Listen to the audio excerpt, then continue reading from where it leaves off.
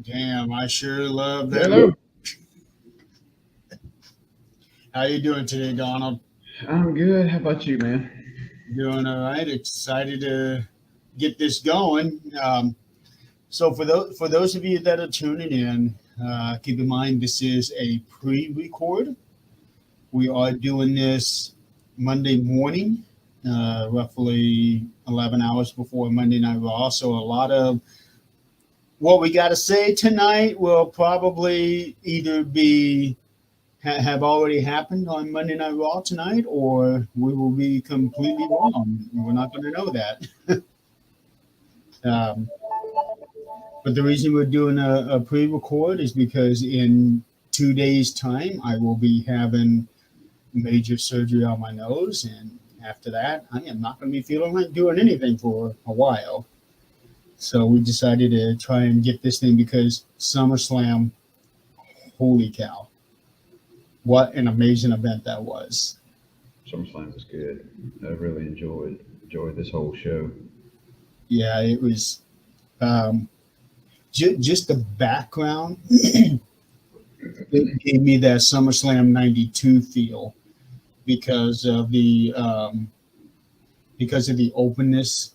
No roof like Wembley Stadium did, and then as the night went on, it got darker, like what it did with the several WrestleManias. But there Hmm. was something about SummerSlam this year that just had that look like Wembley Stadium did. Yeah, and starting what next? Is it next year or the year after?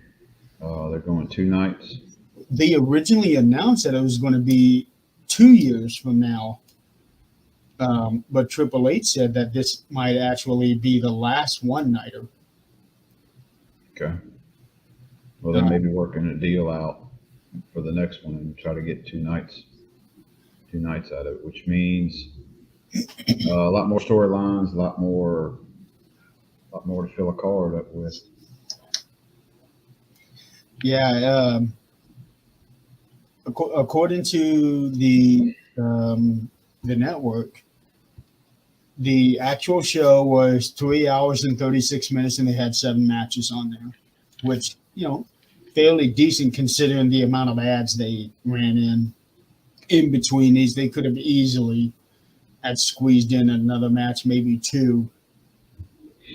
Yeah, I mean, back in the day you didn't have a lot of ads back in the '80s and stuff. So you had a card that was just overflowed. It Yeah, was like yeah, 12, all 13, 15 matches. um, but we did get treated to Cody Rhodes, Rhea Ripley, and Rey Mysterio being part of Call of Duty now. Yeah, I Uh, saw that ad. It was like, and they were doing wrestling moves on the guys. The ad that I saw was like, that's I, funny. I know. And then they were doing that thing with the app on the phone about Supercard, where Rey Mysterio as well, Selena Vega and Xavier Woods were changing into these weird costumes, and Selena was struggling a little bit because the person playing on the phone couldn't decide what she wanted. I guess I missed that one. Yeah, they played that one a couple times last night or Saturday night. But let's get into it. SummerSlam 2024 was at the Cleveland Browns Stadium um, with an attendance of 57,791. That's pretty good. That's a that's a pretty good showing. But the stadium itself has a capacity of 67,000. So not quite a sold out event. But yeah, I saw a couple posts on. What's going on? What is going on there? Yeah. Uh, I saw a couple posts on social media where they were talking about they're claiming sellout event and it showed a bunch of seats, a lot of seats empty. Of course, it was during the daytime and people were Yeah. Going on about in the comments like, this is 4 or 5 hours before the show's even starting.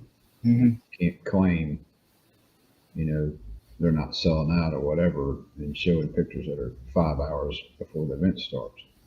And I did notice that there were a lot of empty seats up on top as the event started. Well, you had, I did see in one of them, had the big screen uh, covering a lot of those areas way up in the upper decks, Hmm. your nosebleed seats. So I can see where you're not going to sell those for because of the screen and all that. It's going to block views and Yeah. and all that. But I actually saw a few ringside areas, not right at the front, but in the mix of it, some seats that were empty. Now, whether during the pay per view, now whether they were up going to the concessions or restroom or whatever, but I did notice in a couple spots there was empty seats, I uh, saw that too. I ringside area. wonder if maybe those fans were the ones that tried to rush up to um, the barriers for the aisle. Yeah, and could be, they had sold tickets and for whatever reason they didn't get to go. Yeah, Yeah, things happen. I can't not allowing anything to happen for them not to go because Cleveland, Ohio, which Triple H actually said is not a normal stop for them, Right. especially on a pay per view basis. I saw what's it, the night before they were doing the um, opening pre-show type, basically having people come out and talk on stage. And they were outside the venue. I didn't get to Uh, see that one. it was it was a lot of people there, but in some points it was like they were like not overly excited as I've seen in the past. Yeah. With some events. Well, it what what's what was sad, and I think I expressed my disappointment to one of you guys that night. Um,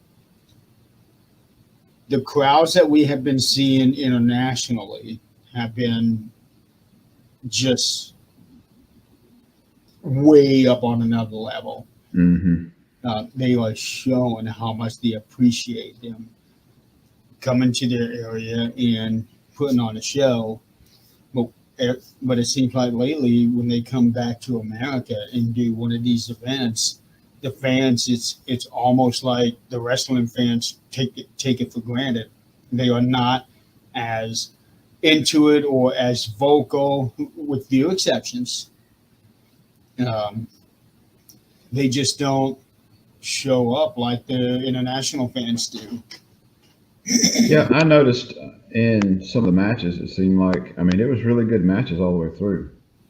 But it seemed like there was a lot of people just kind of sitting there, just like they're watching a movie. Yeah. Yeah, just there. But Except for the you know, very end where the whole place just exploded, but we'll get into that one later. yeah, Um, the start of the event, that I was real leery about this because of what they did at the Rumble last year. I don't even remember who it was anymore. It was so bad. But Jelly Roll came out and performed inside the ring, and wow, they were really good. now I didn't actually see that part. I was still doing some stuff while it was coming on. Yeah. I was waiting for the actual matches to come on. I did get to sit down eventually. I was at work. Uh, Okay. So I got to actually sit down and watch the first match. Well, Jelly Roll opened up the show. Well, no, actually, Triple H opened up the show. Um, he came out and said a couple things, and then he announced Jelly Roll. Um, actually, no, I'm ahead of myself. Before they went pay per view live, Jelly Roll did God Bless America. Okay. Um, did a really good job, I thought. And then they closed out the pre-show, and then Triple H came out for the actual opening. Um, Are you ready and all of that? He announced Jelly Roll, and he did a couple of his songs, I guess, from his latest album. Um, I know the one song that he did was called Liar, and Yeah, that fits perfect for the first match, don't yeah, it does. It actually does. Now that you say that, um, and the vocal melody for that is the way that he delivered is so smooth. It That song is just so good. Um, got got a nice ovation from it, and then we go into the first match with Liv Morgan and Rhea Ripley. And I like how they did Rhea's entrance, following from backstage and coming out, and then coming out and seeing the crowd and seeing just how big that entrance was. they? No, they did that with Cody also. Yes, they did. Yes, they did. Uh, but when they did it with Rhea, it just from out there in the ringside area, when you look at the entrance, it doesn't really look big. But when they come out from the curtains and then you see everything as it opens up, holy cow, this is a huge amount of space that they have. And I like that they're doing um, the minimal setting instead of this huge Titantron and all that like they used to do a couple years ago.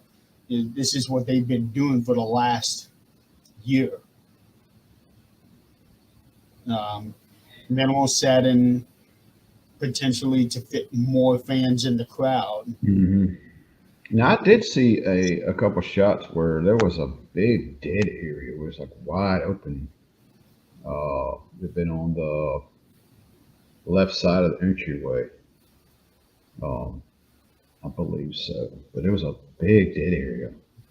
They had the chairs and all set up to where it was a lot of space there. They could have put a lot more chairs in. I'm sure they had their reason. I know that there was a couple places where they didn't put chairs in because of how the overhead stuff was set up, and that would be blocking their view. Yeah. Um, Don't mean to jump ahead, but I want to make sure I still got it on here. I couldn't take a screenshot, so I just paused it. During Cody's entrance, me and you talked. Of course, we were texting back and forth. right. Anyway, for the match, and I said, "Oh my God, did you see little Carlito?" And you said, "Oh, I missed that." Do you remember that text I gave you? There was a couple things where one of you guys, because I was texting with Chris as well, and we were kind of going back and forth. Let's see. Oh, baby Carlito. Yeah, let me pull this up here. I was going to screenshot it and send it to you, but I couldn't get it to screenshot. And it's really not a good.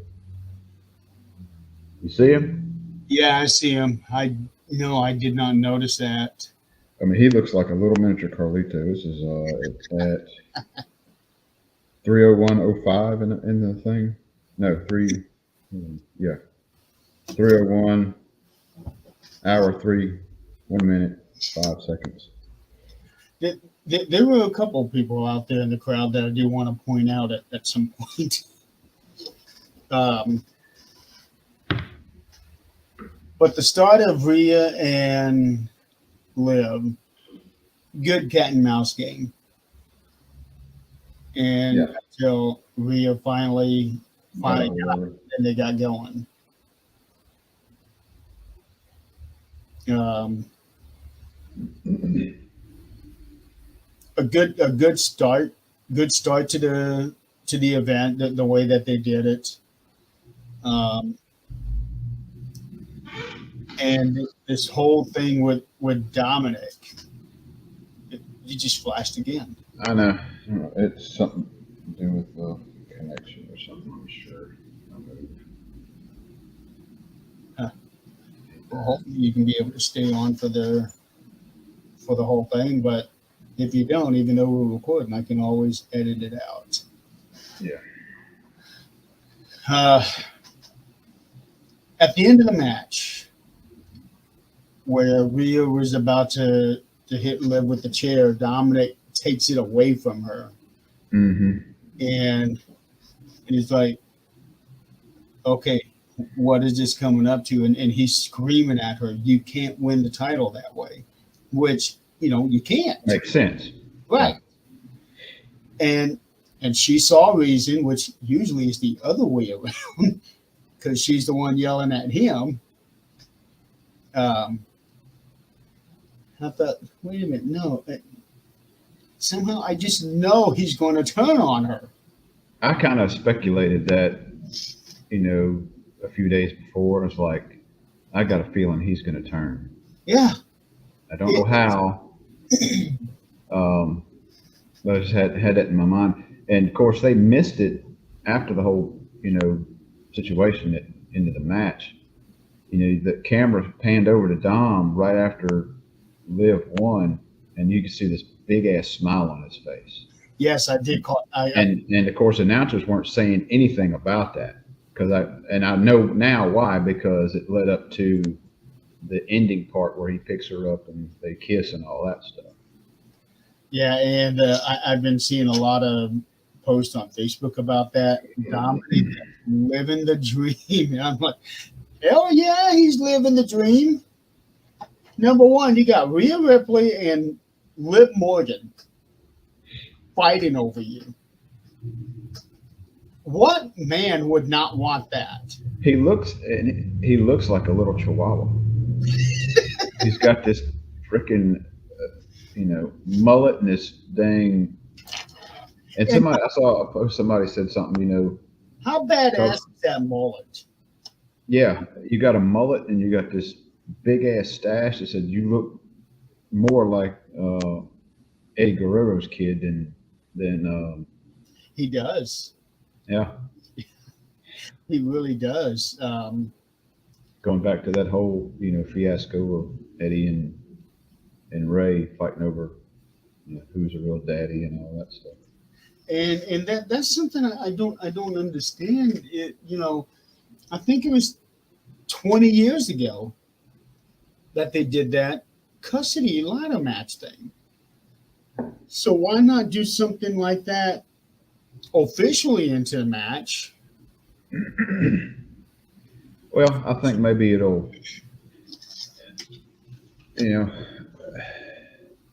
I think it's more of keeping Eddie's memory alive in a good way, I guess. Probably why they don't go around that storyline. I don't know.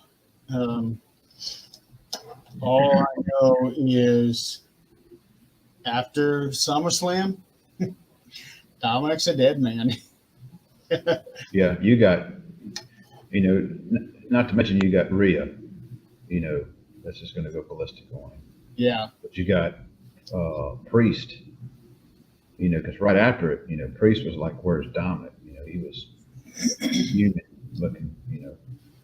Of course, he cornered up Finn, asked if he knew anything about it, and of course, we'll get to that whole fiasco. But I'd like to mention a couple things. Did you see Rhea's when she hit that corner post the first time, and then she's over in the opposite corner, and then she was hollering to ref, "It's out, it's out," and I'm like, my shoulder's out. Seeing the shape of her shoulder? Yeah, I saw it, and I was like, her shoulder's really out. It did look like it was out. Yeah, and I wonder because it happened, again. Of course, Liv is sitting there attacking it, so I'm like, if there's a significant injury there, they're not going to sit there and just pound on it if it's not part of the storyline. So I'm wondering if she's able to do that herself or torque it in a certain way where it looks like it's I have something's not right. I have no idea, but when she took that run into the announcers table, wow, Yeah, she popped it in twice yeah, because it came out later on. She popped it back in on the turnbuckle, I believe. yeah. And then every time she did this, the crowd went nuts. Um, and now that Judgment Day is basically disbanded. I wouldn't say that. Well, There's it may end up being just Rhea and Dominic, uh, Rhea and Damien as continuing on Judgment Day because everybody else has left. well, JD's still there. Huh? I said JD's still there. No, he's done too. Is he? Yeah, there was a post on social media where he said he never liked this shirt anyway, and it was the one with all their names on it, and he's ripping it like Hogan. Really? Okay. Besides, JD and Finn Balor are the tag team champions. Okay. Yeah, I can see that. Um, And also they grew up in wrestling together. So they have a long history. so if you got Rhea and Priest, and you got Carlito over here over the other side. I have Because no Rhea idea. said something, why is he still here? Right. I have Yeah. no idea where he's going to fall in. It's like he's just kind of latching on to whoever he can. And you got to look at this. With them two being in it, the two left. Who are they going to recruit into possibility of into Judgment Day? Who knows? Maybe they'll just be like a team, just those two.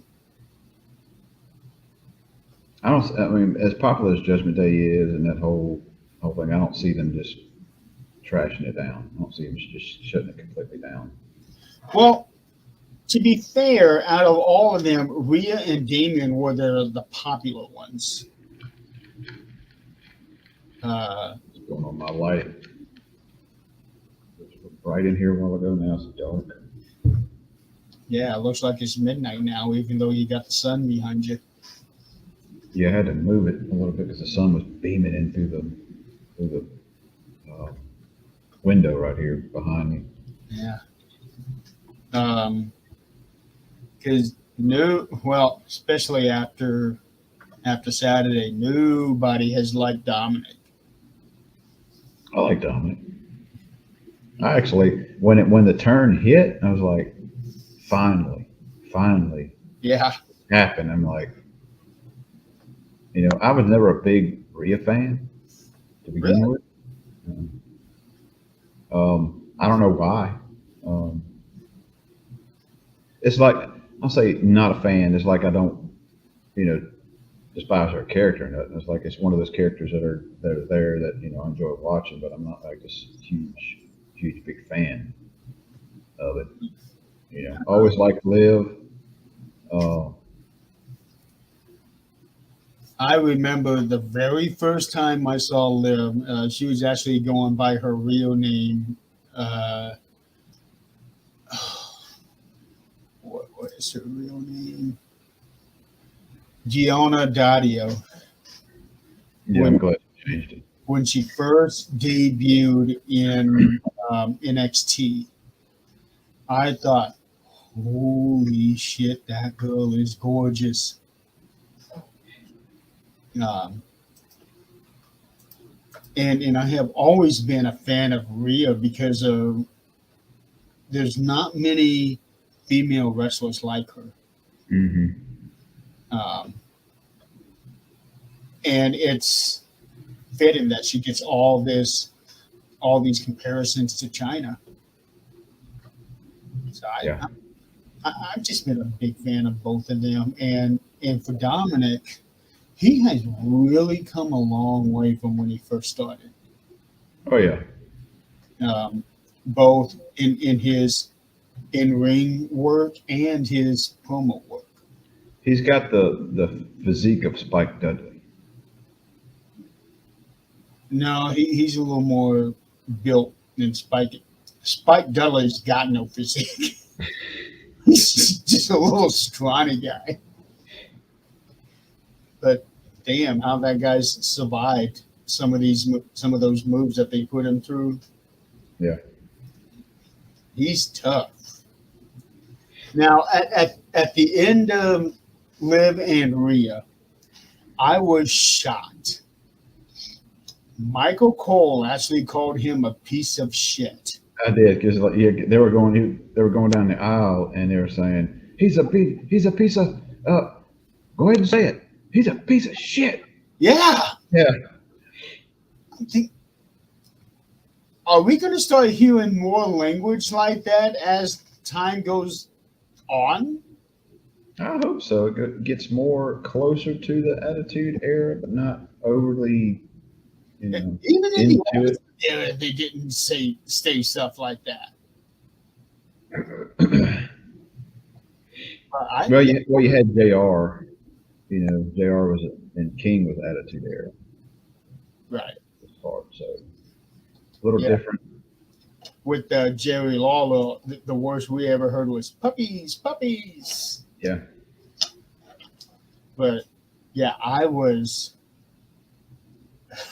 speechless when I heard that from Michael Cole, and I'm thinking, holy cow, we're gonna be hearing more of this on the pay-per-views, and probably on the other shows once they move to Netflix. Yeah, which is January. It's coming January. Yeah. Well, that's for the international market. We're still going to have to be on Peacock for the first year. Oh, is that okay? Well, that works out. As I understand. Okay, we're at 29 minutes now. The next match, Braun Breaker and Sami Zayn for the Intercontinental title. I kind of had a feeling that Braun would be winning the title since they were doing a rematch. And plus, I felt like Sammy has held on to the title, a decent amount of time. But I felt like that he should hold on to it for a good while after ending Gunther's reign. Right. And well, I really expected Braun to win at WrestleMania. I don't know what the deal was. Him lose there, him win at SummerSlam. There's talk about what's next on Braun Breaker's. You mean Money at the Bank? Money at the Bank. I'm sorry. Excuse me. But there's talk. Who's going to be next opponent for Braun Breaker, and I'm thinking they should have a rematch tonight with since it's pre-recorded. They should had a match on Monday night with Sammy, and of course Sammy's going to wind up losing that match.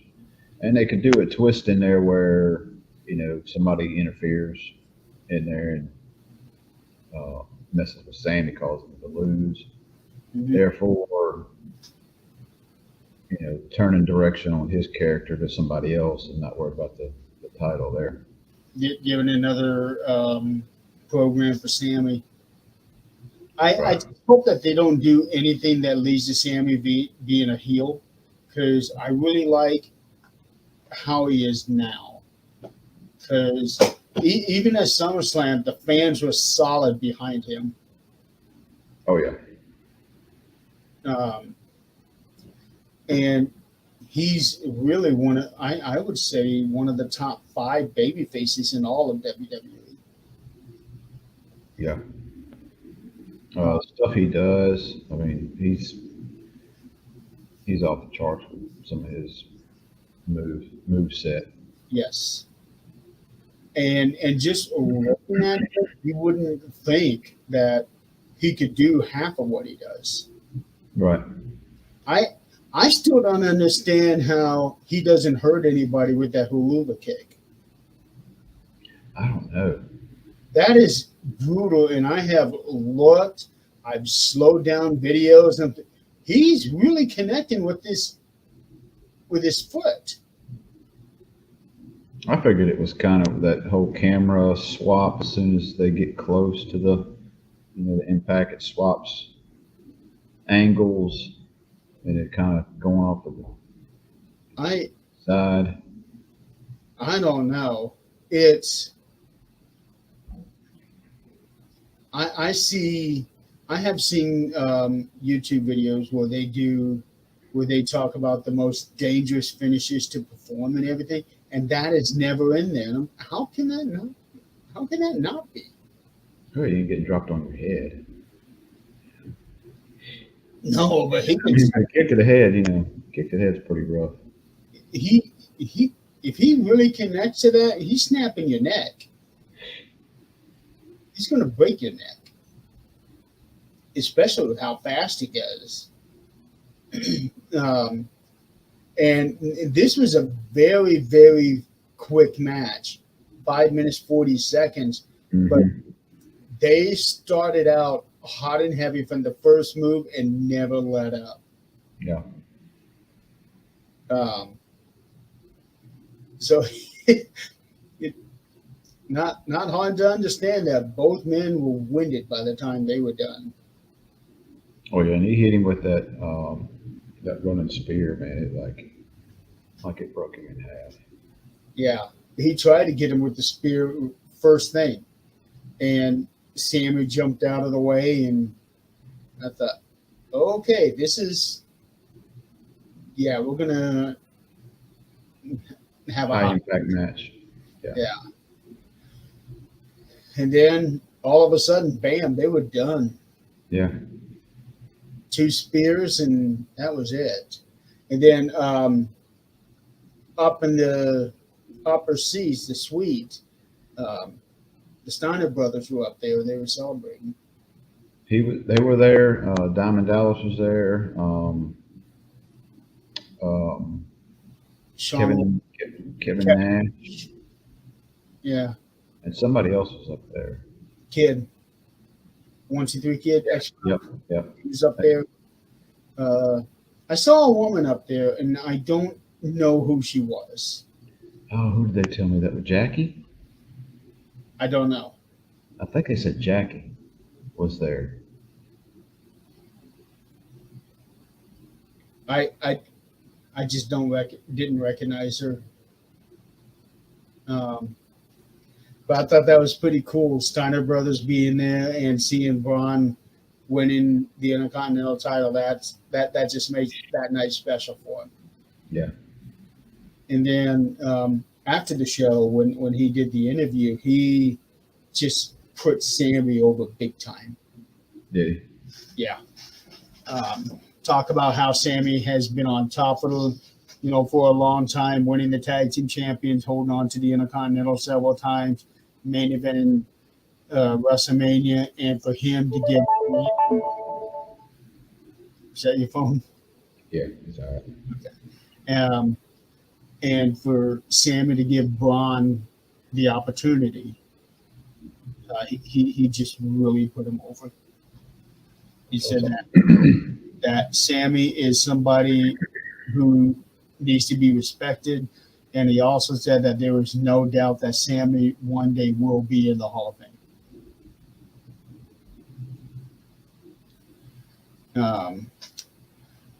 And then I think it was after this match, they showed Stephanie McMahon sitting ringside. Mm-hmm. And also sitting at ringside, which I kind of knew she would be because she was announced to be in Cleveland for the weekend. Haley Welsh was there too. Who? She is the Hot Tour girl. Oh, okay. she she was there. She was in town for something, some kind of event, and I'm thinking, well, SummerSlam's going to be there. Maybe she'll be out there, and she was, but they didn't show her on camera. Oh, good. It's as funny as it was, for a couple of weeks. It's kind of ran its course, I think. It did, but now they're talking. She's getting a reality TV series now, and she's got all these appearances coming out. And apparently, she now has a date with Matt Rife, this comedian who seems to have no common sense or um, I don't know. He jokes about anything and everything, even when it's not supposed to be funny. I got you. Yeah. Next match. This is one we've been waiting on. Logan Paul defending the United States Championship against LA Knight. What a match. That was a high impact, very crazy match. The the one thing where Logan Paul jumps up and balances on the top rope for a couple seconds and then leaps off on uh, Moonsault. a moonsault, and I was like, "Oh my god!" Yeah. And you asked me if I caught that. I had actually missed that. Oh my dear! It almost like, my god, look at that! It's like Yeah. it's not normal. No. His Uh, athleticism is off the charts. What he can do, I, crazy high stuff. I caught several clips of that afterwards. I'm thinking, holy shit. Um, and then there was another clip that I saw on TikTok where he was practicing it.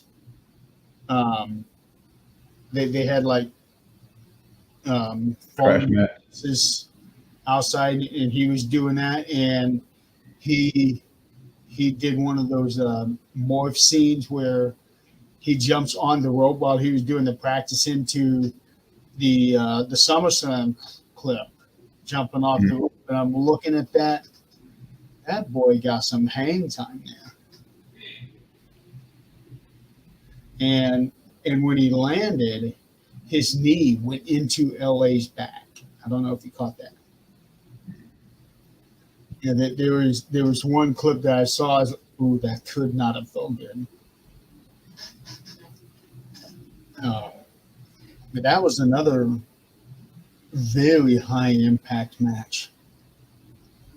Yeah, was that match where he had him almost like a suplex brainbuster combo off the top rope? Yes. To me, it looked more like one of those Bronco Busters that Samoa Joe does. That's what it looked like to me. Yeah, yeah. And wow. And then when Logan Paul came out, oh man, that crowd booed him out of the building. um, and then one of the security people ended up being that Machine Gun Kelly guy. Yeah. Somebody, I think it might have been Chris, said that he looked like he was um, on meth. He just looked way too skinny for his height. Um, and here he is being a heel.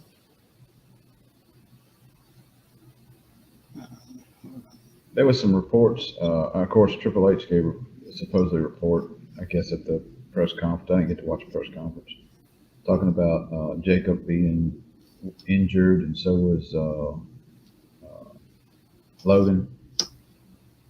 Logan got banged up, and I didn't see that part They where, were where talking. They were got, talking about his had a shiner under his eye, and I I don't did know. see that. I did see that, but I didn't think that would be seen as an injury, not like what Jacobs was. Right. Um, but at least Logan Paul was still able to do everything. And for as infrequently as he wrestles, he is just so damn good. Yeah. I wonder what's next. Has him and Gunther fought? Logan Paul, Yeah. oh, he would rip him to shreds. I would like to see. I would like to see Gunther and him go at it next.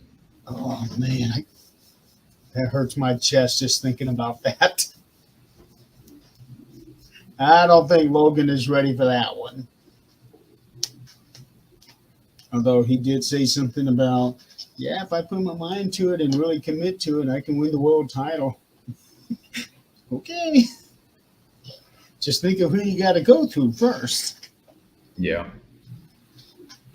Um, but LA Knight, long time coming. It's about time he finally got a championship.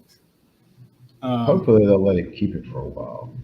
I I think they will. Hope so. Because this will give his whole career validation. Yes, he has won the TNA World Title before, but TNA is not WWE. Right. Um, but he's here. He's got a much better name than what he did down there. Um, very well deserved. Super, again, super over with the fans. Top 5 face. LA, I believe, will eventually become world champion. They better hurry up and get him close to it soon, because he ain't gonna have. I don't know. Who knows? Russell. I mean, Taker wrestled long. Of course, it was different though with him. Yeah. He was wrestling every week. If if LA keeps himself in the shape that he's in for the next 10 years, I see him easily going another 10 years, probably at the pace he's going now. Oh, and uh, they these two guys are doing all new moves and all new variations of what their moves were. LA was on the second rope, and then all of a sudden he jumped to the top rope and flew off with an elbow, Hmm. um, something he had never done before. And then there was another thing that happened where LA did some kind of, I forget what move it was. He did a move on Logan Paul on the announcer's table, and the table did not break. I saw that. I remember that. I was like, they're fixing to take the table out this early on. It's like, of course, they put that thing back together, Yeah, but and it didn't break. no, it didn't collapse. And I don't know if it was supposed to or wasn't supposed to. Uh, the way that those two guys were moving around, I think they were expecting this thing to break. Possibly, and there may be some kind of rigging underneath it's locked in at some point in time where it's not going to collapse. I have no idea. And then during Yeah. the matches, announcers or your commentary can release the latches or whatever's on it so that it's more easily to collapse. Oh, and I don't remember which match this was, but there was a cameraman behind the announcers table, and it shows Corey Graves unplugging his phone and getting out because he knew what was coming. I thought that was just funny how it showed him unplugging the phone. Um, Never seen that before. And I wonder if maybe that spot there is where Logan got that spot under his eye. Might have been. Yeah, I don't remember um, what move was done on that table. Okay, up next. Sidewalk slam, maybe? Huh? Sidewalk slam, maybe? I don't know. I don't know. Um, oh, and the finish. Logan does his flip over the top rope, and where he normally does that clothesline. LA catches him and puts him in that BFT 1, 2, 3. That was a quick sequence. It like literally you blink and you miss the whole thing. Yeah. But LA Knight, US title, long time coming, well deserved. Up next is the Women's Championship, Bayley versus Nia Jax.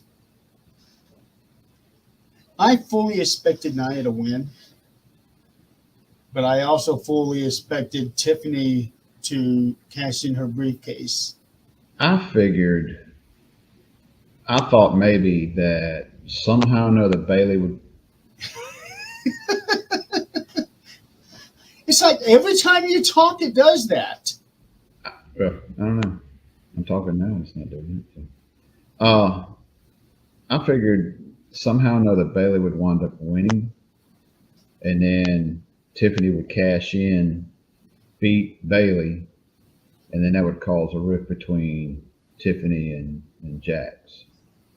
So now I don't know, what their thinking is going forward with, having her as the Money in the Bank holder, and now Nia Jax, her buddy, is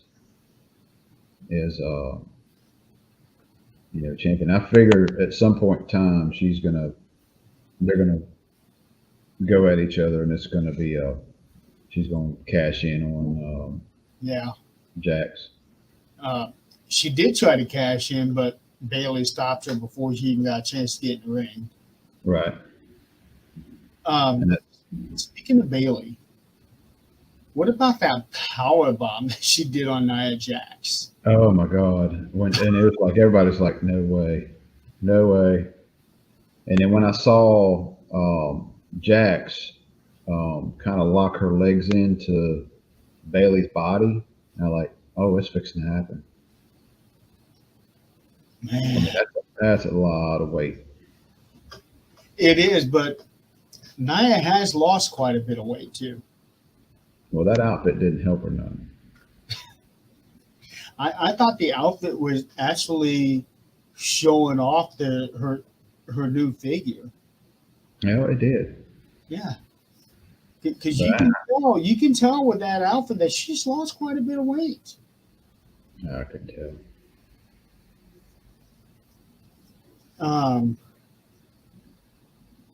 But Bailey opened a lot of eyes with that. I thought, no, she's going to fall back and Nia will probably pin her that way, but nope, she slammed She slammed her, and the opportunity there to pin her would have been right then. I thought she did try to pin her. Mm-mm. And Nia kicked it out. Not immediately. Not immediately. Okay. But that was a good match between those two. I really liked it, and then how Nia was trash talking Bailey, saying, "I'm clumsy," or I hurt people. I don't know what I'm doing. I'm reckless. I'm clumsy. Yeah. And I thought, oh, this is so good how they're doing this. Again, such a good match that those two pulled off. And and it had been building for several months. I really liked it.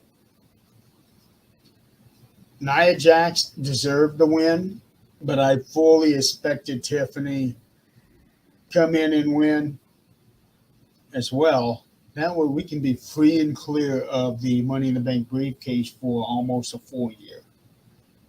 Yeah. And then when the event comes back next year, it's fresh. Yeah, somewhere down the road, there's going to be what's next? Is War Games next? No, that's November. Bash in Berlin is next. Okay. That's coming Um, up the end of the month, I think. I would say probably before. The 31st. I would say before the year is out. They're going to. Yeah. She's going to cash that thing in at some point in time. So when this show airs, Bash in Berlin will be in 3 weeks. That'll be on a Saturday, so that'll be like early Saturday. Probably 11 o'clock, 12 o'clock for us. But yeah, very good match with Nia and Bailey. And it seemed like behind the scenes, they were talking about this in the press conference, that Nia has taken Tiffany under her wings, and they have become legitimate best friends. Mm-hmm. And that it started at when they were on their way out to Elimination Chamber in Australia. So maybe they'll do that for a little while, and then Tiffany be like, "Hey, I want a shot at that title now." And she's damn good. She's very good. Oh, excuse me. But since it didn't do that immediate cash in, I can see Nia holding on to the belt for a while. Yeah. You got to kind of see who is next on after Bailey's. I'm sure rematch, and maybe that's what's going to wind up happening. They're going to have some kind of rematch tonight, and I can't see her cashing in on a Monday Night Raw though. Yeah, it wouldn't be the first time that's been done. But that's a good possibility.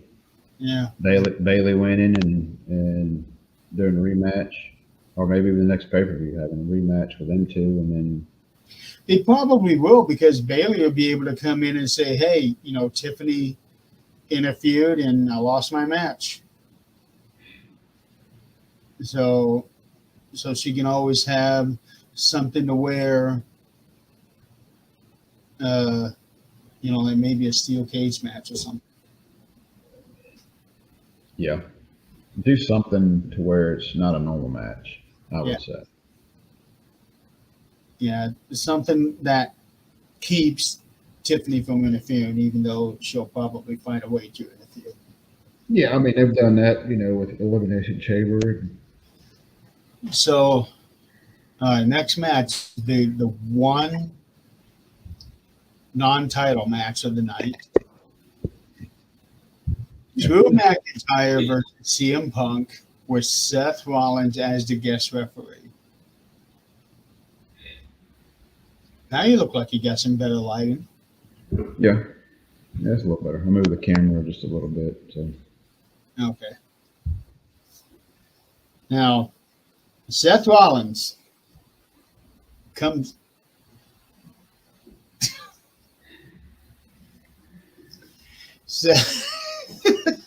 Seth Rollins comes out wearing this ridiculous outfit.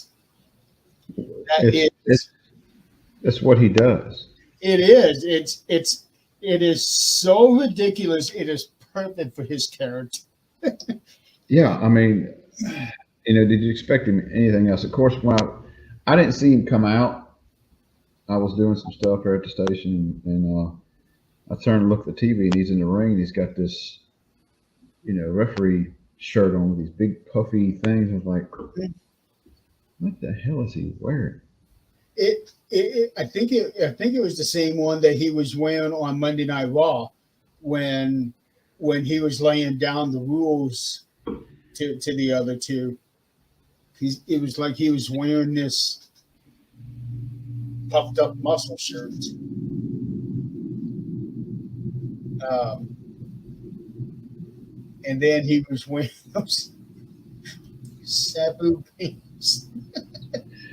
How about died when Punk was, in his face, talking about, just going back and forth and saying stuff to him. It's like, you and your stupid Sabu pants. How these guys keep their composure and keep from laughing is beyond me. Especially after that Sabu pants thing, I don't know if I'd have been able to contain my laughter.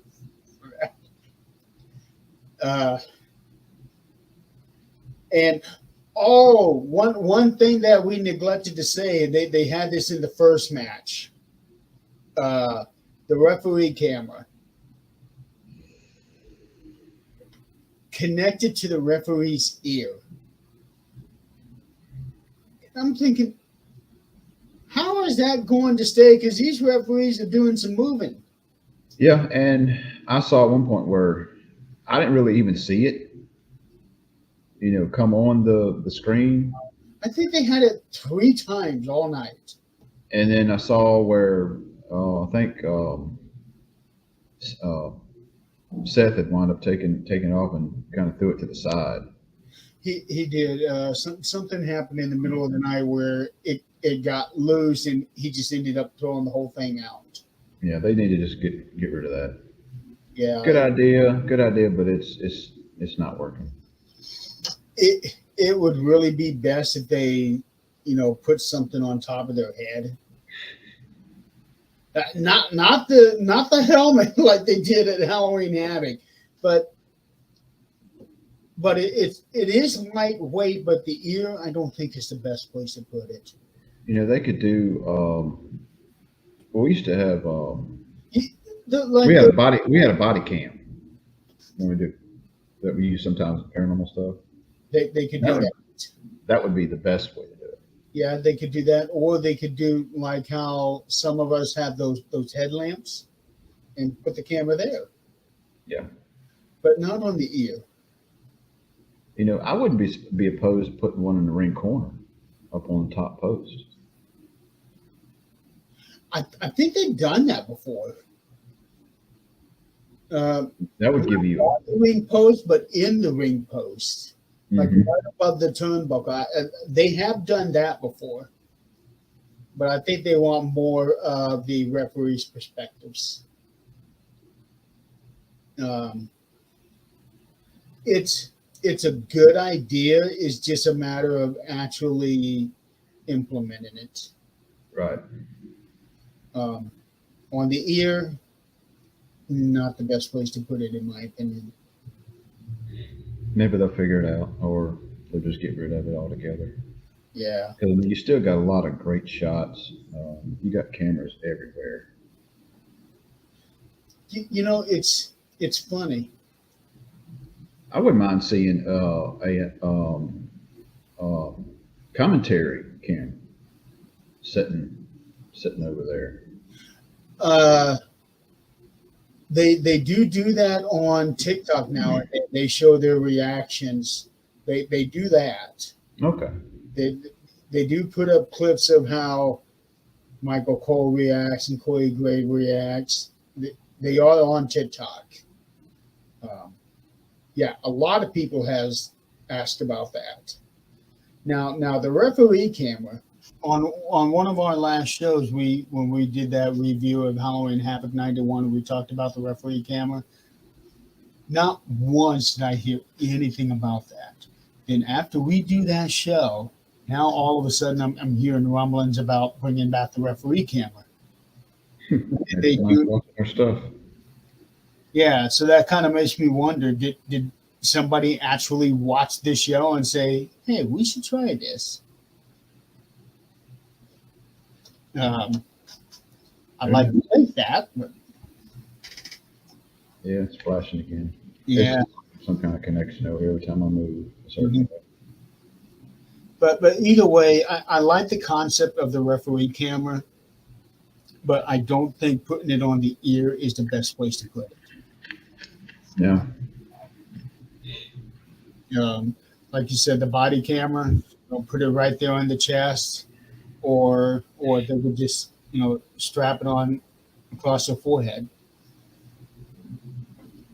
One of those two would work, but not on the ear. That is, Well, at least they didn't try the big, crash test dummy helmet. well, keep in mind that this was 30 years ago. They didn't have the kind of technology we do now, although that it was innovative back then. Yeah. But Drew McIntyre and CM Punk, oh my, that was a hell of a match. And CM Punk was really winded.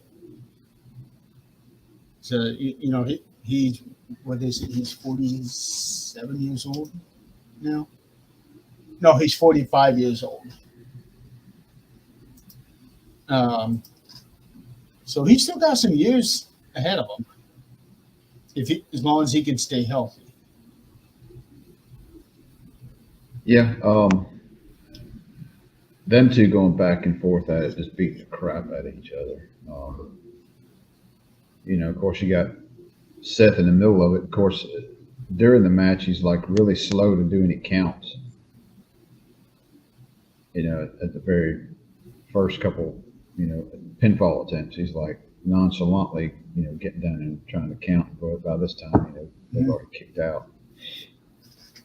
So there were two spots there that I really liked, and I think it was one right after the other. Both times, both of them were outside the ring. When CM Punk was banging Drew all over the place, Seth was laying across the top ropes, just relaxing. Yeah, go at it. Yeah, he wasn't doing no count outs. At one point in time, he was tying his shoe. Yep, he was tying his shoe. And then when Drew got the upper hand, he was about to do a slingshot on Punk into the ring frame.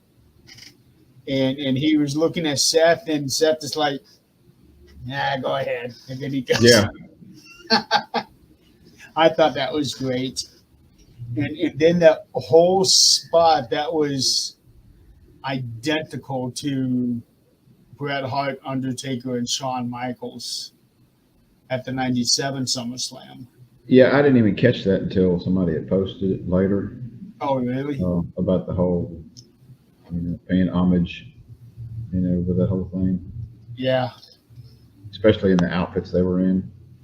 Yeah. I did not catch that at first, but yeah, they did. There was some comments on there. It was like, just glad he didn't wear, the tight biker shorts that Shawn had on. It was like, yeah, it's probably a good thing. Oh, that would not have been what Seth would have done. No, he would have been wearing something outlandish like those Sabu pants.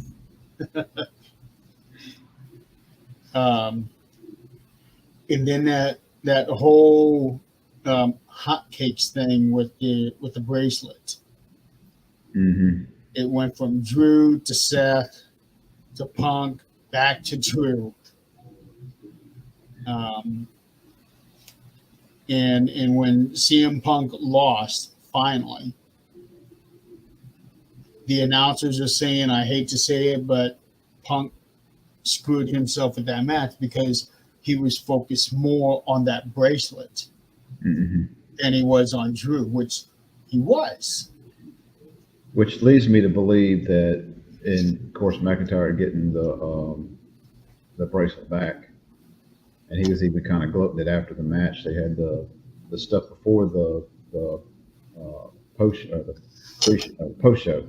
Yeah. About the usual interviews and stuff like that. But he was out outside the arena at that one table they had set up. Mhm. The crowd behind and all that was kind of gloating about the bracelet and all that. It's like this whole thing is far from over. Oh yeah, we're gonna end up seeing a three-way with those three at some. That's what I figured. Yeah, yeah, we're gonna see a three-way match with those three. Um, my guess right now is they're probably trying to keep Seth out of the ring to give him a little more time to heal. Because I really thought he came back too early. He did come back pretty quick after having a major knee injury like he's had and fighting through that. Knee surgery. Yeah. So I saw a video where he was doing some ring work, with the brace, without the brace, and he was talking to Triple H and saying, yeah, it's much better. Okay, yeah, I hadn't seen that. So, but I'm guessing they're probably trying to keep him from wrestling, which is a good move for the referee. It keeps him in, but it keeps him out at the same time. right, keeps him relevant.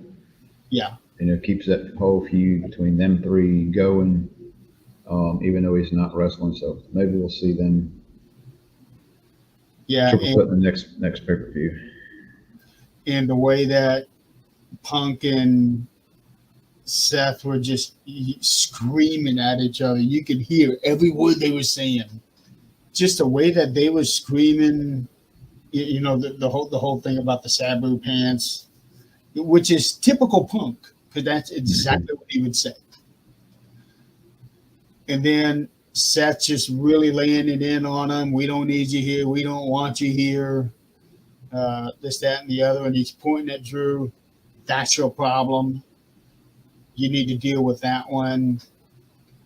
And for a second there, it seemed like Punk was like, okay, yeah, you know what? You're right. Yeah, go to sleep. And when Drew got the win, it's like Seth did not want to count. Mm-hmm. So I'm kind of wondering what's up there. As far as I could tell, the only reason Seth would have a problem with Drew would be because Drew beat him for the world title. But at the end of that match, he was yelling at him, "You deserve it." So if anything, Seth should have a problem with Punk more than he does Drew. I think storyline, it flip flops storyline wise.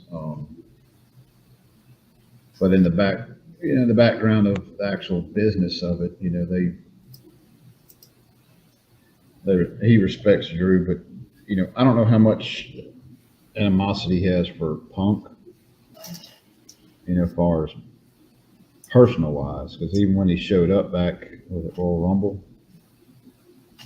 Survivor Series, I mean, he was like very adamant that he did not want Punk there. Well, he had said in interviews over the years that he did not want Punk coming back.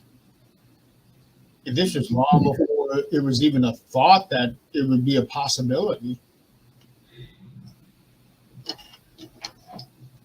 So I'm sure there is some real life animosity, and plus those two have personally buried a hatchet. It's possible, you got your personal feelings in there, but at the end of the day, it's business. And yeah, you gotta do what's best for business. And when you're talking about behind the scenes stuff, I know that there are some wrestlers that don't care too much for the ones that are doing podcasts like this, because it's like these people are acting like they know what's going on behind the scenes. We freely admit we don't know what's going on behind the scenes.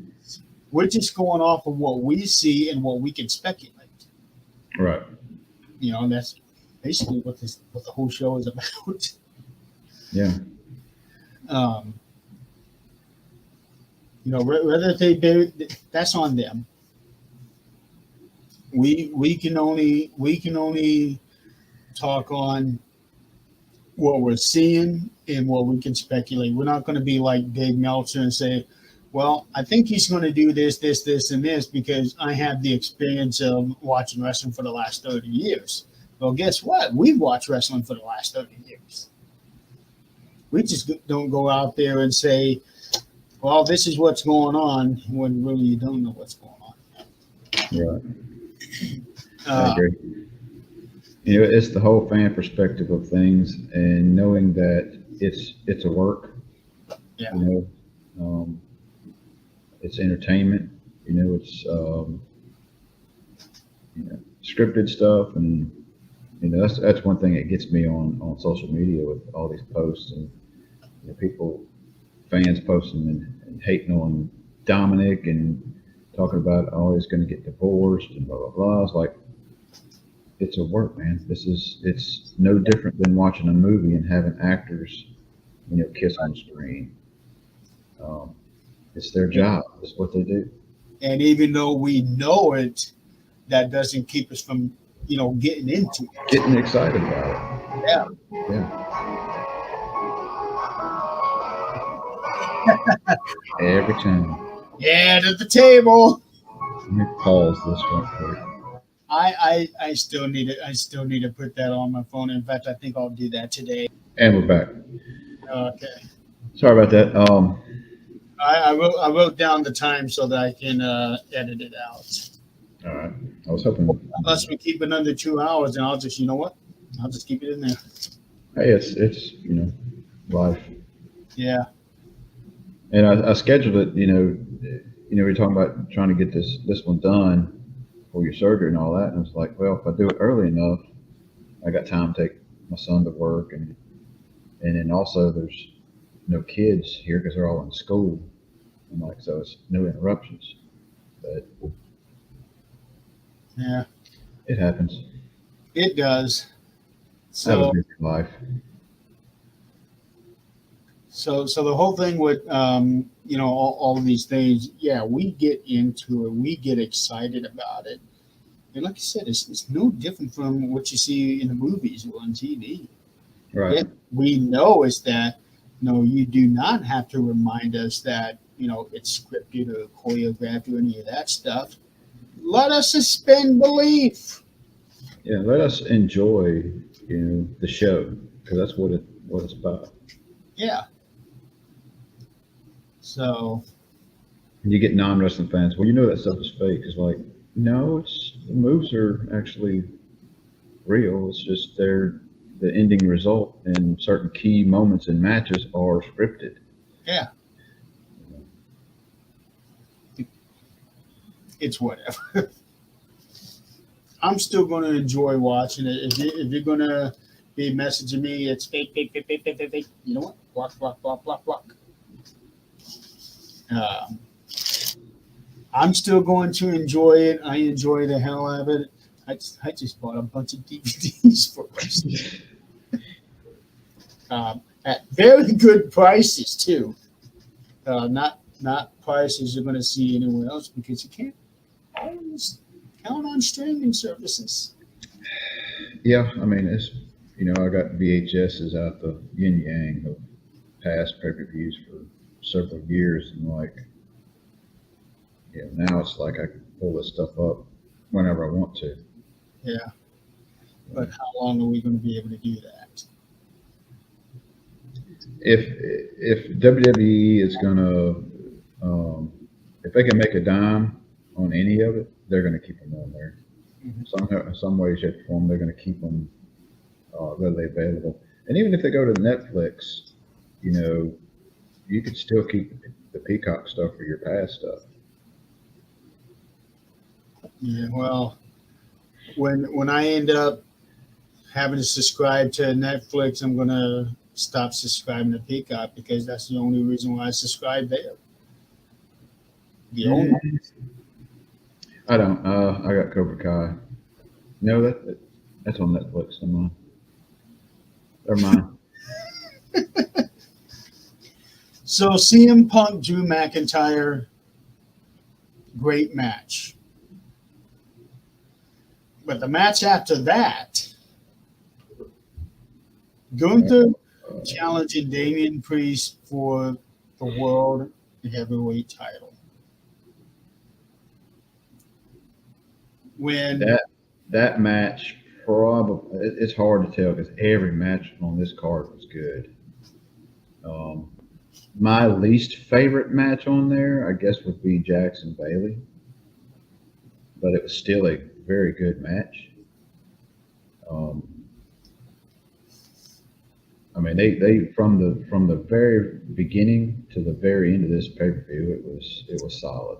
it was, Um, even Wade Barrett said that this event, start to finish, was one of the all-time best out of every one they've ever had. I cannot argue that. yeah. This match, you knew was going to be a hard hitting. You know, you're not going to get overly involved in high flying. This is going to be a brutal beat down. Both sides. You could see Gunther's chest already, Yeah, even before the match. broken blood vessels and everything from all the chops and stuff from previous night. And you can see that one spot on his chest, and he was kind of looking down at it. That's the one that busted open and started bleeding uh, Yeah, through the match. apparently it had been bleeding for a while before he even realized it. Yeah. And it looked like some of those chops he was giving Priest was very high up on close to the neck, as opposed to being right across the chest area. Well, that's because he was trying to get to the part of his skin that was exposed because of what he was wearing. Yeah. Um, but yeah, Gunther had a match with Finn Balor Monday night last week, and apparently Balor really gave it to him. I don't recall seeing Gunther's chest looking like that before, even after the matches that he had with Sheamus and Drew at WrestleMania last year. I don't remember his chest looking like that. Yeah, he was banged up a good bit Yeah, even before it started. But I mean, the chops back and forth was just like unreal. Some of the stuff and the clotheslines they were giving each other was like, oh man, those lariats. Yeah, um, that was probably the hardest hitting match the entire night. Had to have been. And when they chopped each other, you could hear the echo oh yeah, from the building. At some point, somebody's going to get severely hurt, and they're going to outlaw those chops. Uh, but the surprise of that, well, can't really say it's a surprise because we can all see it coming. Finn Balor, even though he told Damian Priest, per what he said, I will not be out there unless you say otherwise. yeah, and you could see him. When you come out there and started running around ring slamming the thing, you could see.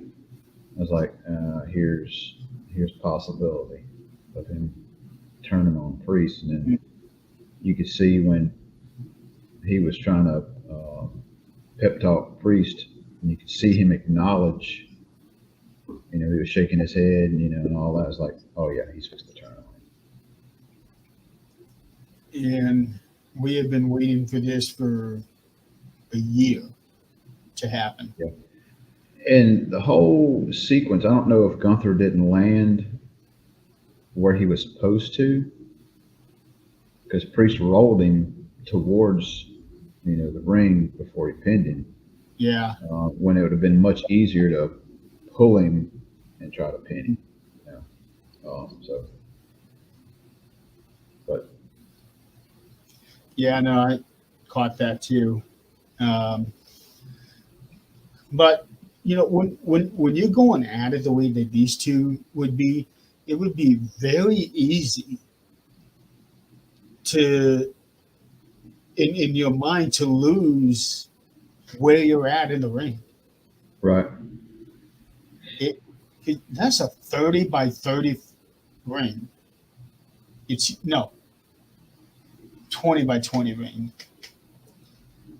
That's a lot of space you're working with. Yeah. And, I even saw, towards the end of the Cody and Solo match where when we get to that, a couple things that Solo did that was like, I'm not in position and I'm moving the position is like, that's like really noticeable, Yeah. that you're moving way over here to get ready for the next thing. Mm-hmm. Flash, flash, flash, flash, flash. At least it's not going out. I'm always having technical difficulties. Yeah, you are. I got, Last time we did one of these shows, you couldn't even hear each other. yeah, I know. It's all in settings and stuff that gets Mm-hmm. messed up when I'm not on the computer. Yeah, but Damon Priest and Gunther. Oh man, and leading into this thing, you can tell Damien himself is turning, and really he's been turning for a long time from heel to babyface. Um, and Yeah. the crowd is ready for it. They are ready to just cheer him on. Well, you've already got fan favorites because you got a mixture of people in the Judgment Day or that fans are enjoying and fans, refer that. You got fans who look at characters in Judgment Day as babyface and heel. Yeah, So I think it's a good turn to do what they did with Judgment Day. So now you got Priest, who is technically going to be your babyface, and so is Rhea. Regardless of what they do, they've got that Taker vibe. No matter what they do, they're still going to be fan favorites. yeah, because in my opinion, and they both worked very hard for it, but they have earned the fans' respect. And when you earn the fans' respect, it's like you can do no wrong. And as bad as Logan Paul is hated, but he's one of my favorites just because of the things he does in the ring. For me too, Uh, he's phenomenal in it. you And can't like Triple H has said, he has no business being as good as he is. right. He doesn't. He's just got that natural ability. He does. Um, and I see, But he has also put in the work. With the training that he's undergone and everything, you can tell he has put in the work. I kind of compare it to uh, my martial arts class that I teach. There are kids that come in with natural ability. It's like there's no way that you should be doing kicks and things like that like you are doing, or when they're sparring. It's like you're a white belt. There's no way you should be able to do those things yet. It's like it just clicks. Yeah, Um, and especially with what Logan Paul did with that moonsault. yeah, Uh, there are just guys that have been there for 15 years that would never be able to pull that off because to they jump up there and bounce on the top rope. and You turn know, himself around yeah, to do that. That would have to be the hardest part, jumping from the ring, turning around before you land on the rope. yeah, and still, it's like it's almost like there's a 4x4 there, and it's no issue. Yeah. So Logan Paul, if he could just commit to it, like be a full time wrestler, be out there every single week, there's no limit to what he can do. So I would like to see him more and more and more instead of just less and less and less because as good as he is now, if he were to get in the ring and do this, week in and week out, he's only going to get better. Yeah. If he can Uh, keep away from injuries. and with Gunther and Damian Priest, it's we should note this because um, before these two guys made it onto this stage, both men were much bigger than what they are now. When Gunther first came into the WWE, he was in NXT UK, and he was a big boy.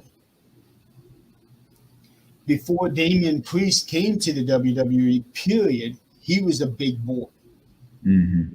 And then all of a sudden, something changed in both of them, and they started working out and doing their cardios and all of this, probably eating right, because I'm sure that had to have been a big thing. And now these two are in such phenomenal shape that you never would have guessed that they were big guys. Yeah. And here they are fighting in this unbelievable match. And it's hard to believe that those guys were what they were in the past. Right. And for them to be up at this stage, that both of them have just really turned heads. And it's no surprise that Damian was world champion. No surprise that Gunther is currently the world champion. Um, Yeah. Yeah. I'm waiting for that rematch to happen, and then because I think there's going to be a mixed tag match coming soon with Priest and Rhea and Dom and Liv. oh, I'd like to see that. I see that coming down the road. I can see that happening. I Yeah. don't know how Finn falls into all that. Um, yeah, I don't know how that because he's going to have a big issue with Priest is going to have a big issue with Finn costing the title, so that's got to play out. Well, I think that Damian will end up getting a rematch with Gunther because of the whole Finn Balor thing. Um, he should at least have a rematch, and they may do that at Bash in Berlin. I can easily see that happening because that's almost right there in Gunther's backyard. Let me see where Austria is at. Austria is Oh, it's right next to Germany. yeah, So it's almost a homecoming for Gunther. right.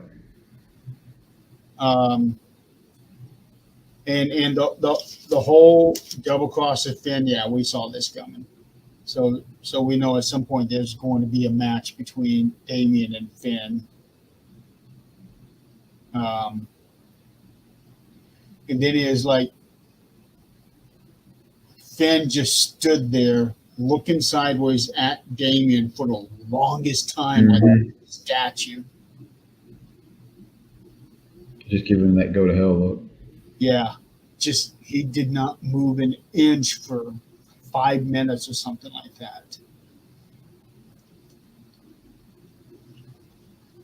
So, and what I'm really liking about how they're doing everything right now is that they are interweaving all of these storylines together with so many different moving parts. Sometimes it's hard to keep it straight. Yeah, it's like this match. I didn't really know what was going to happen. What was the outcome as far as who was going to win and what I could see on both sides of the pros and cons of either one. winning or losing. But the way it happened out worked out pretty good. See, now you finally got the Finn and Priest thing going on. Yes. So it gives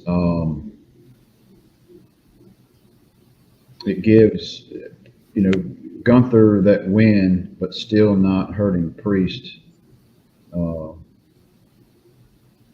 His stock, their stock in Priest with the whole Finn interference. So it's not just a straight up loss. Yeah, I'm sure there are going to be some people that are going to say, "Well, Damon's no longer the champion because of what happened at Money in the Bank and what happened at King and Queen of the Ring." With those mishaps that he's had. I know there's going to be some people out there saying, "Well, this is why they took the title off of him because he couldn't go out there and pull off a good match." Yeah, they pulled off a good match last night, or not before last. At King and Queen of the Ring, did the whole thing with him and those ropes. That wasn't his fault. There was other people having issues with those ropes. Mm-hmm. Money in the Bank, the whole thing with that pinfall thing with Seth. Nobody has said outright, but the way everything was looking is that that's a production problem. Missed, yeah. So you can't blame that on Priest. Yeah. And I know some people are going to say that, and it's just like some people are going to say that Logan Paul lost the U.S. title because of his comments over the whole gender boxing thing at the Olympics. I missed that. He had jumped on the bandwagon, agreeing with everybody that this woman was really a man because of the whole chromosome thing, but somehow it came out that this woman was actually really born a woman. It's just that she has some genetic defects that disqualified her from one kind of competition for boxing, but she was still able to come in and do the Olympics boxing. Right. He did come back later and retract what he said, but I know that a lot of people are going to say that is because of that post that he lost the title to LA Knight. But honestly, I think it would have happened anyway, even if he didn't say anything. Right. It's it's time for LA to get that win. Yeah. So everybody's entitled to their opinions. They are. I just don't like the fact that fans are saying, well, so-and-so lost this title because he couldn't keep his mouth shut there, or so-and-so lost this title because of all these botches he had here. Dude, shut up. They're going to make their decisions how they feel is best. Yeah, what's best for business? That's what it boils down to. And what's best for business, honestly, is LA winning the title and Gunther, yeah. They're not going to pull the title from Cody just yet. He's there. I hate to say it this way, but he's there nowadays. Hogan. He is. You're exactly right on that one. I see him keeping this title until SummerSlam next year. I think that is when he'll lose the title. Now, who knows what the storyline's how the storyline's going to unfold? Who's his next guy? I see Randy Orton down the road.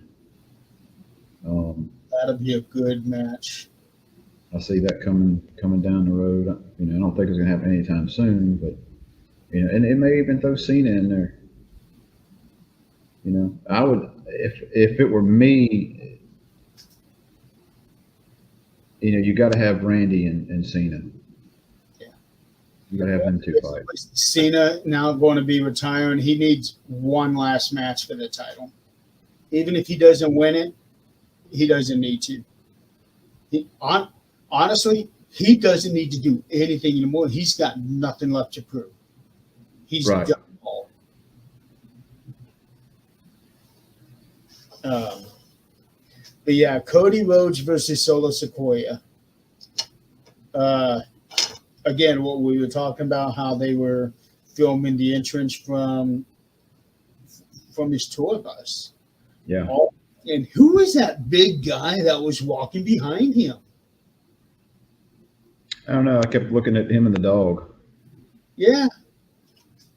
Oh, there was this big guy like a bodyguard walking behind Cody. He was walking behind Cody earlier in the day when they were showing something. And he must be like a hired bodyguard or something. And Cody is walking out there with Pharaoh, and then he runs into Arn Anderson. That was so cool to see. And for Arn to speak it, and I noticed his hands. His hand looked really bad, like he's got bad arthritis in his hand. I don't know if he caught that or not. I didn't catch that.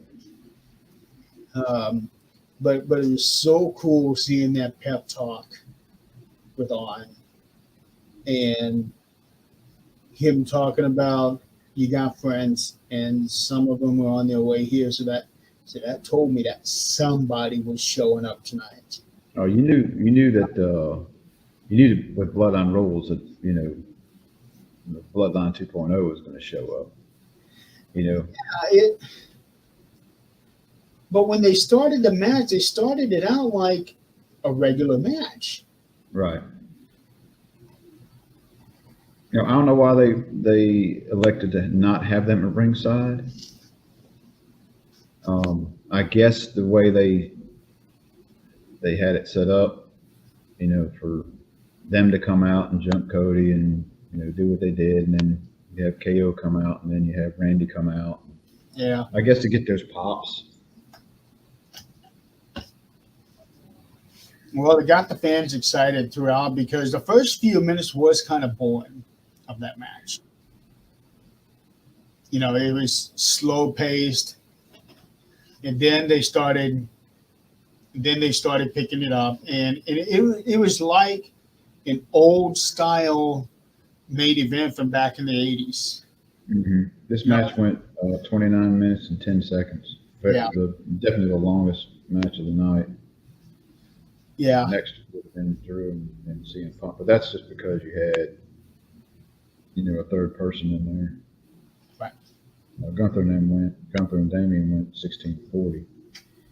Yeah, there was only one match that was under 12 minutes. But timing wise, I think they did good. And I like that the last match of the night lately has been upwards of 30 minutes. I like that. Yeah. But Cody and Solo, at first, it was like a slow burn. Mm-hmm. And it got to the point where it's like, well, I'm kind of starting to lose a little interest in this. And then, boom, they start going.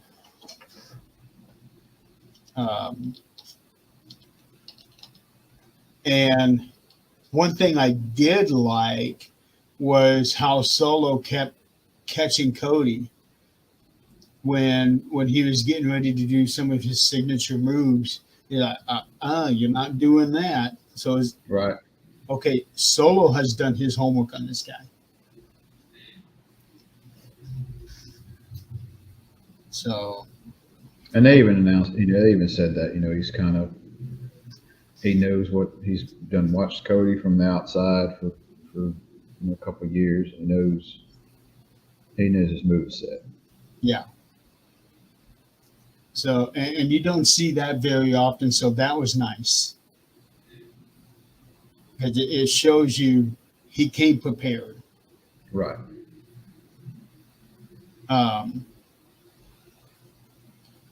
What'd you think of that mask that Cody had? That mask was freaking cool.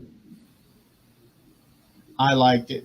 I was talking to Chris about it. He thought that maybe the mask should have been given a worn look to it, like it's been through battle, and I kind of agree with that. I agree. Either that or paint it just like the red, white, and blue motif that you got. Yeah.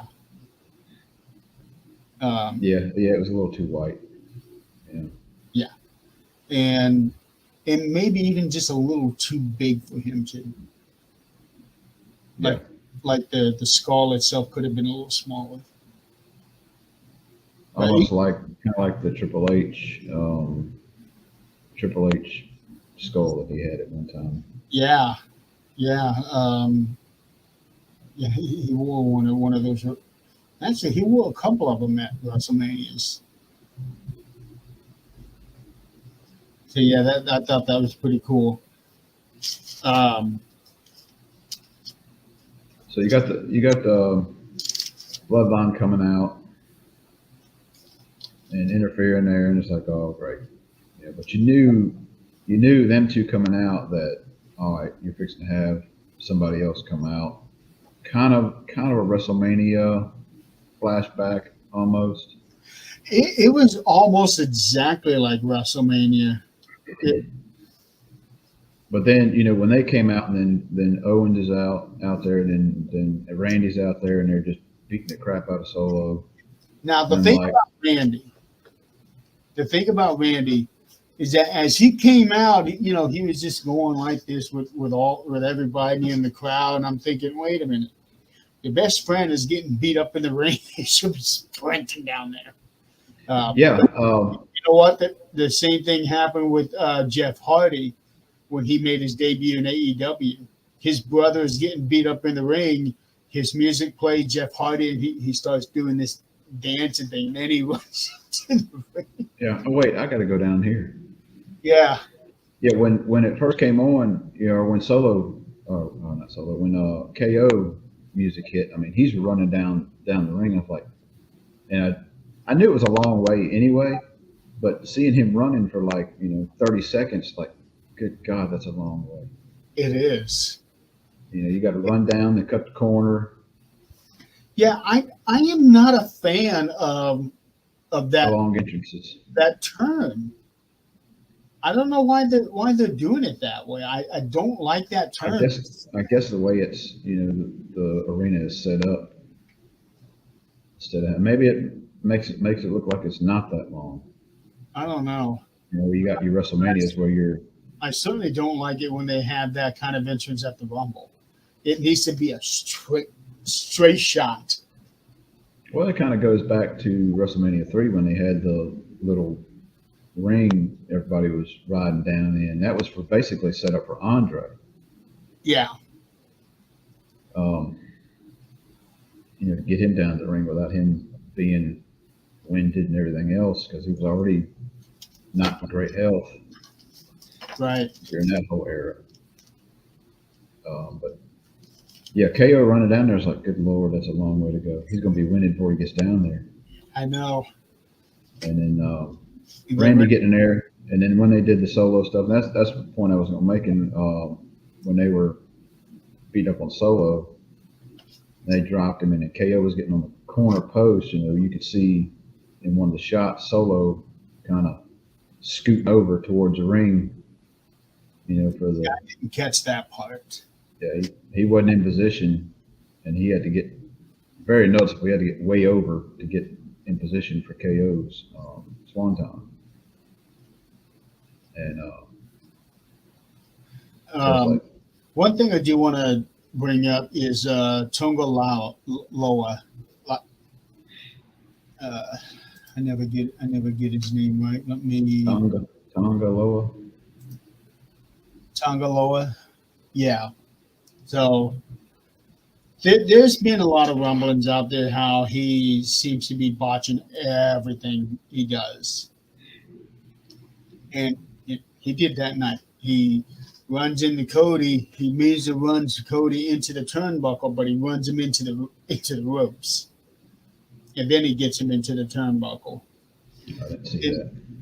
Yeah, I caught that, and then all of a sudden it was like he went into legitimate go mode where him and Tama were doing the finisher, and it's like Tangaloa just he was fluid in everything else that he did except for that spot there at the turnbuckle. So I'm not sure. It's almost like the WWE kind of have their reservations about him now, so they're not having him doing as much. Maybe.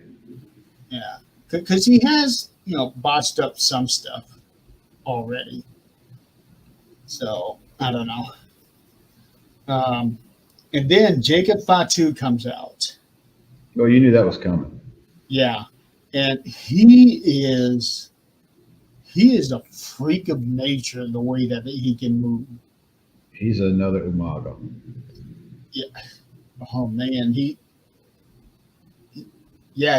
another Umaga, just a smaller version of him, but it's dangerous.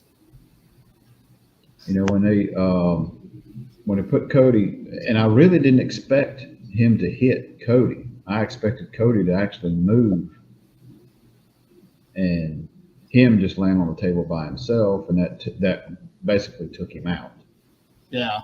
But him coming across and immediately going to his leg, to his shin area, and okay, they're playing this up to where he can't make it back up in the ring, and that I think it's part of the script. I think it's part of the work.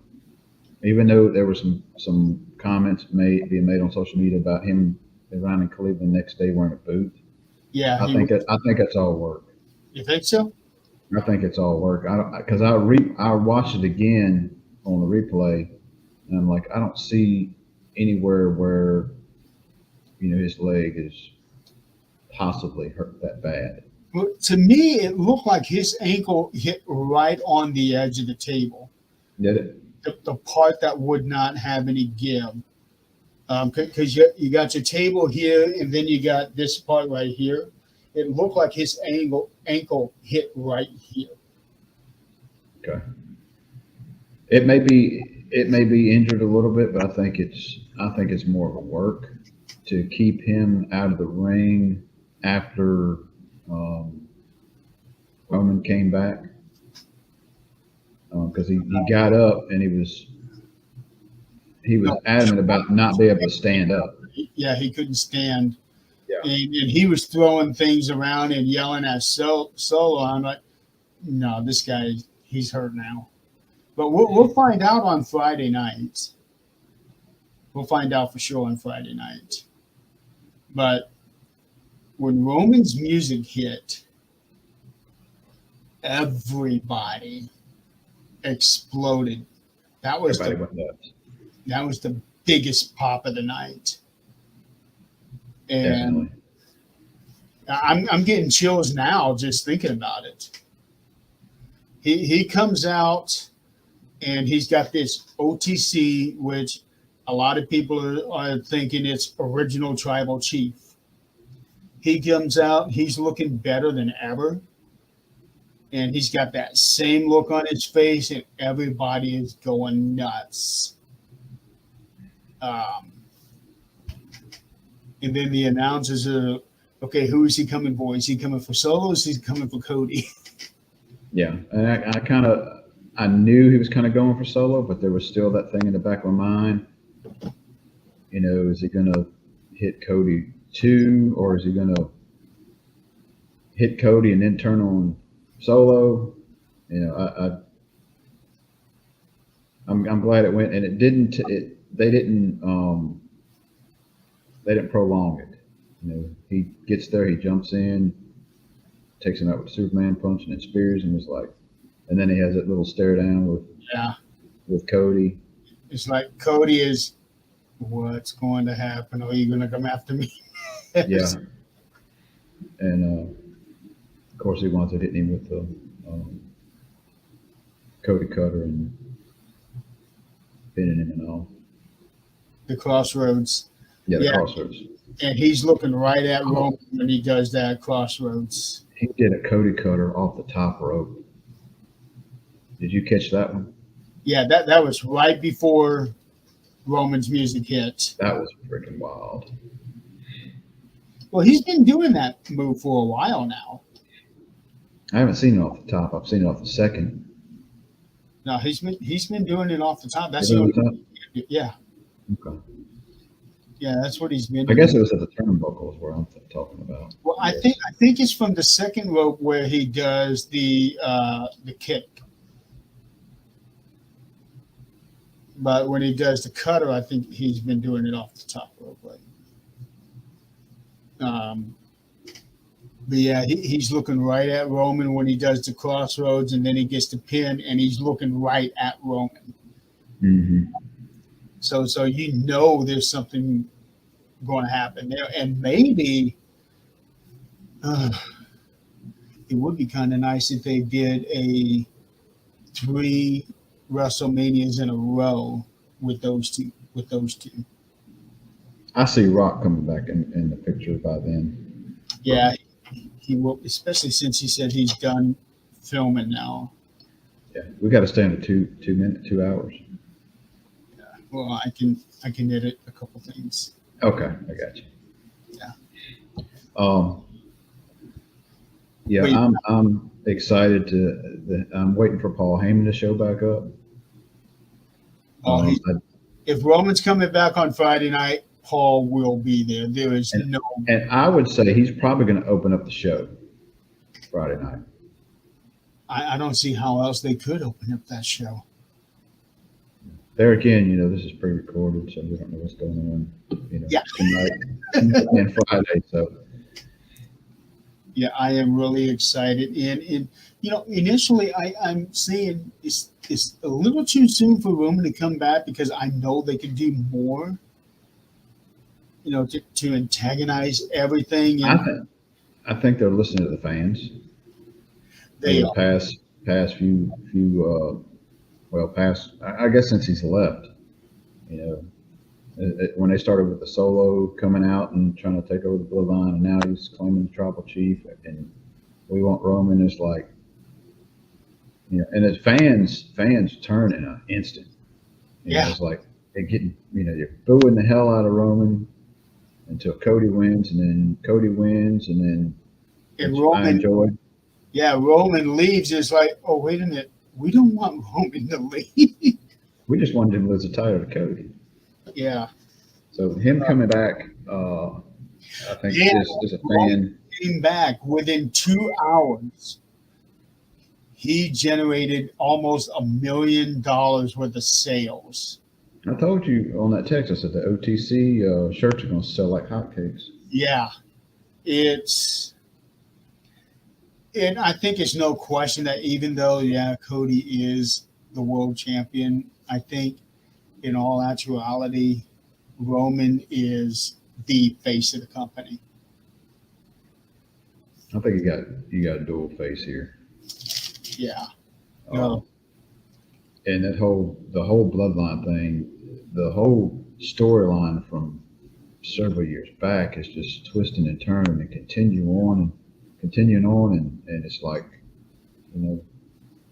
now we're going to see, war games. Oh yeah, no doubt. Is that a Survivor Series? Survivor Series is coming up. A tall one. Yeah, you're going to see.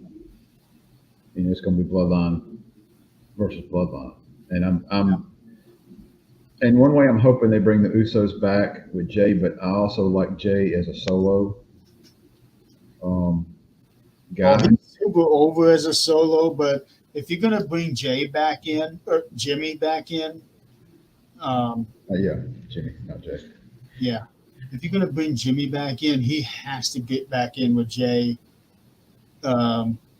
because quite honestly, Jimmy hasn't really done much as a solo. Jay has, but for whatever reason, it's not working out for Jimmy. And I feel bad about that because they're both phenomenal wrestlers. Yeah, that WrestleMania match they had was garbage. Yeah, it was bad. Um, But when you get two people with identical styles like that, it's not going to work.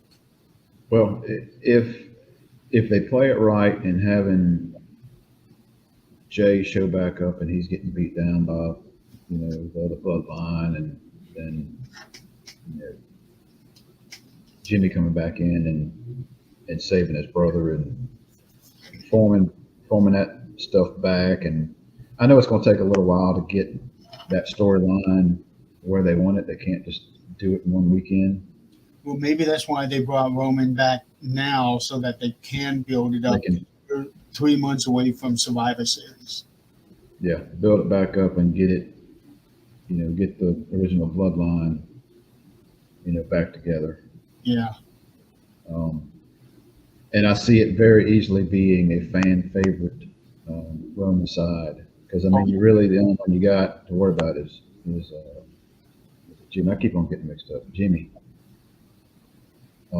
I think after the whole double cross from Solo and then Tama coming in and kicking Jimmy out, I think that is where he's going to see the light. Right. So, okay, we got a minute now to get this thing wrapped up, so that I can edit out a couple parts. Okay. So, SummerSlam 24, solid A+ for me. I agree. A+.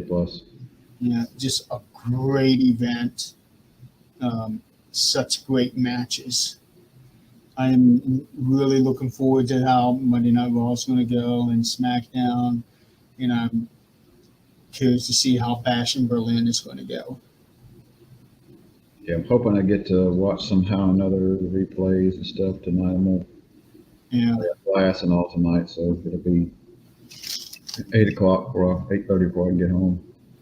And this show is going to be out for a little while, but when we get back, we're going to be right in the throes of Survivor Series. So, once again, this show is pre-recorded. It'll be showing Monday, so a lot of what we talked about is probably already been killed off by what they're going to do on Raw and SmackDown. But we can always speculate. That's right. Yeah. So, all right, well, until probably 2 months. All right? Maybe.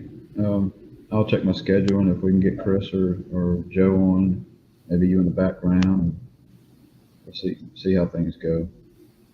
Sounds good. So until then, we'll just keep you guys posted on what we do at the show.